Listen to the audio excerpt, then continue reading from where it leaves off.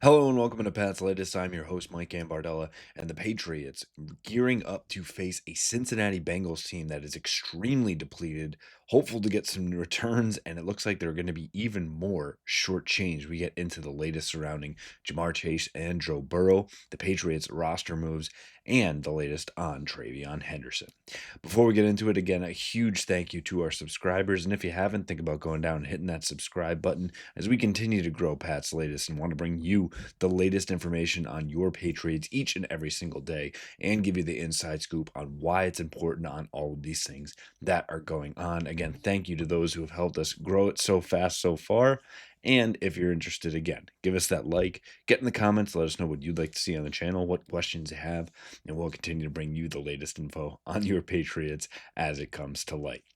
We'll get started first with indeed the news that the NFL is suspending Jamar Chase for one game. He is appealing, but it is for the unsportsmanlike conduct of spitting on Jalen Ramsey. Initially, after that Steelers Bengals game, it was cited as it happened. They weren't sure.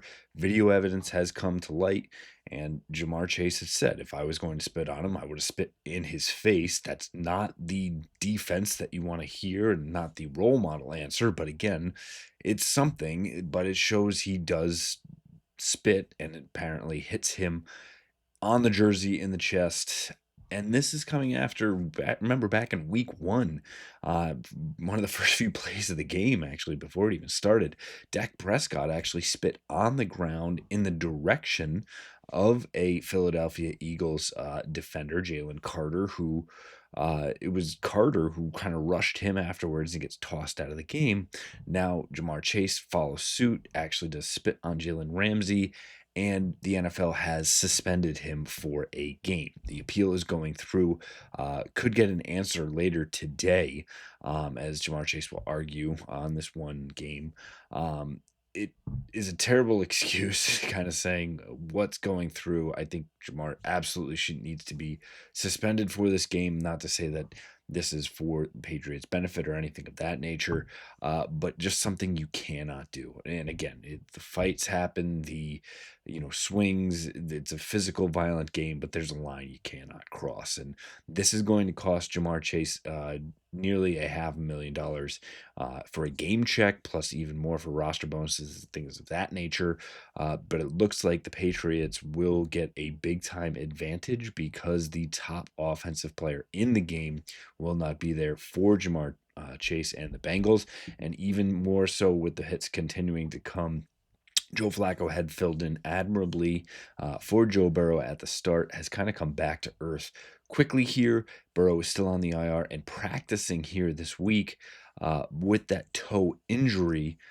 Participating in 11 and 11 drills and evaluated through the week. That head coach Zach Taylor said.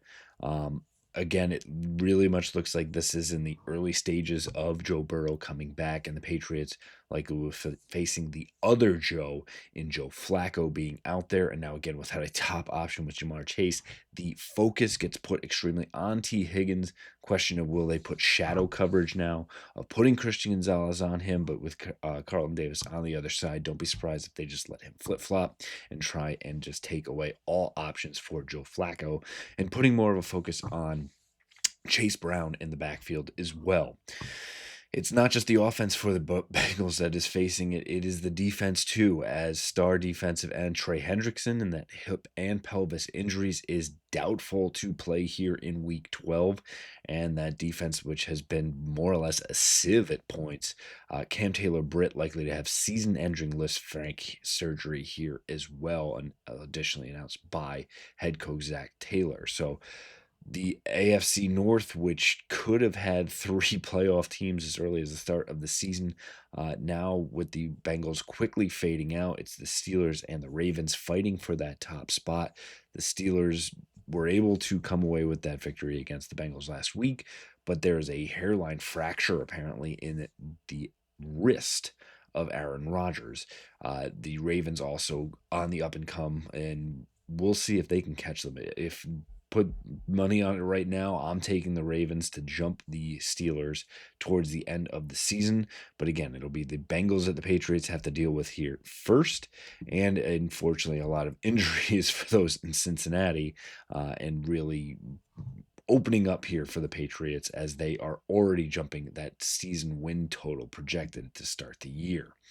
Additionally, some roster moves here for the Patriots as really some outside interest in some practice squad players seem to have forced the Patriots' hand as rookie tight end unsigned out of Alabama, tight end CJ Dupre, has been signed to the 53-man roster. So congratulations to him. Safety John Sanders was released from the 53-man. Additionally, linebacker Darius Harris placed on practice squad IR, and linebacker Otis Reese was signed to the practice squad. Dupre really steps up as that tight end 3 for the Patriots, as Jack Westover has really kind of gone to that fullback role. And with some questions around the health of Austin Hooper, gives Dupre a chance to actually come out and see some meaningful snaps. Harris also, elevated 3 times as a car special teamer, so can be around. Had that injury, so going down to that practice squad IR. But we'll be interested to see if Dupre can actually get some meaningful snaps here, if the Patriots are able to pull away in this game, giving Henry a bit of a break and letting Dupre show what his skill set might be. We also know with Westover in that fullback role and seeing so much of what Kyrus Tonga has been able to do, letting Westover focus on that side, knowing they have a backup there. Building out this depth spot for the Patriots, I think, is very important here as well. And finally, a look at Travion Henderson, who continues to just be a spark plug and perhaps the right move by whether it be Elliott Wolf or Mike Vrabel to mothball him to really start the season. And then with the injury to Ramondre Stevenson opening up, and he has been a revelation. And for me, it would not be crazy with Ramondre Stevenson coming back to say, look, don't put Trey as the workhorse back. Utilize those that you have. For me, if Terrell Jennings was healthy, I think he would have started to eat in some of those carries that Travion had. But that's my perspective. The flip side of this coin is that this is a guy that's electric, so get him the ball as much as humanly possible. And a stat that really backs that up is that there are 4 backs in the NFL who have averaged 4+ yards after contact.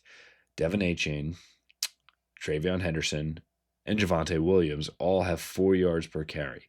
It's the potential MVP candidate, Jonathan Taylor, who has the Indianapolis Colts squarely in playoffs and looking at potentially that number 1 overall seed in the AFC with 4.5 yards after contact. So some impressive numbers in Travion Henderson, the rookie already amongst the best names in the backfield for the NFL, just showing how much of an impact he's made already. Tip of the cap to Elliott Wolf and company for earmarking Travion Henderson at the top of that second round. And another big reason why the Patriots, 9-2 overall, are trying to really keep command of the AFC East, push through their own number 1 seed here in the AFC, and for setting up a potential long-term run here for the Patriots.